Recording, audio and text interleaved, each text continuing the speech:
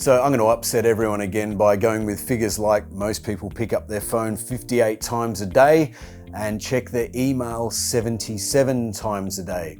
So another way of looking at that is that's 120 times a day that we're allowing our attention to be diverted away from what we're doing. But I have to check my email. Yeah, you might, but no one's going to die if you don't answer an email until 1 p.m. That's the truth of it. No one is going to freak out if you don't return a call for a couple of hours. You know, if you email someone, do you expect them to respond to you straight away? If I email someone and they keep responding straight away, the first thought I have is they are really distracted in what they are doing.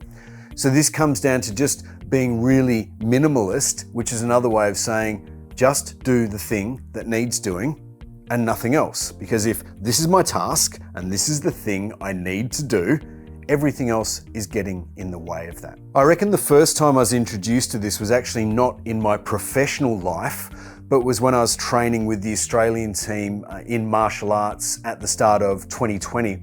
And I was talking to Sensei Marco Mazzanti, who was the Australian coach, and I was really lucky to work with for a period of time. And I was talking to him about the 3 days of training, about how first day everyone's a bit nervous. And he said, yeah, on the first day, everyone burns too much energy. And whilst they feel fresh and fit, they're actually not being very effective. And he explained, you know, it's the bouncing around too much, too many attacks, trying to do too much.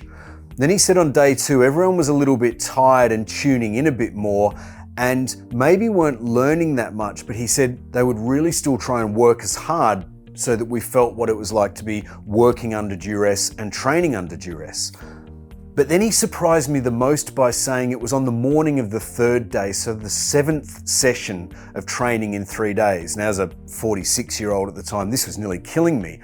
But he said what happened is because we were still training and we were doing a lot more actual fighting training, 2-minute rounds and so on. He said because we were tired and we were exhausted, but we were focused and we were in the real rhythm of the training, we became ultra efficient at what we were doing. We became very tuned in to the thing we needed to do, which was score the points. And he said because we were tired and fatigued and maybe a little injured, it actually meant that we were really focused on getting the most out of every attack or defense that we put forward. When I then began applying that to my work, it was sort of, well, what do I need to be doing at the moment? I need to write this article. What do I need to write the article? A pen, a bit of paper, Microsoft Word open on my laptop, for example. So if that was all I had there, as opposed to having a browser open or my phone or some music or other people around me wanting to do other things, they were not writing the article. And so as long as I kept looking back at what is the minimum I need in order to get this job done, it was always the best way to get that job done. What do I need to be doing? Everything else is not doing that thing. Pretty simple when you think about it. And the minimalist thing is a cracker. And I was coaching someone on this a few weeks ago where we were doing a screen share and in amongst it, this person opened up their web browser and I could see they had like 30 or 40 tabs open. Oh, I need all of these things open. No, you don't. You just haven't closed them. And there is literally something that says that having all of those tabs open occupies a little bit of memory or mental horsepower to have every tab open. So close everything and just have the things open that we need to work with. And it's literally our eyes don't have anything else to scan for apart from the thing we need to work on. And it makes the work so much easier. Finally, to take into account with the minimalist thing is remembering we live in a world of deliberate distraction.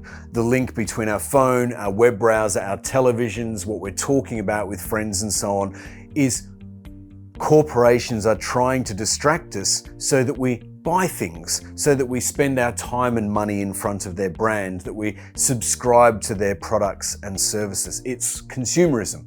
Consumerism is about distracting us away from what we need to be doing with things that maybe we want to be doing. And that's the key. One of the keys to success is do what I need to do right now and less of what I want to do right now, or make the want to do right now thing a reward as opposed to what I'm going to focus on in this moment of time.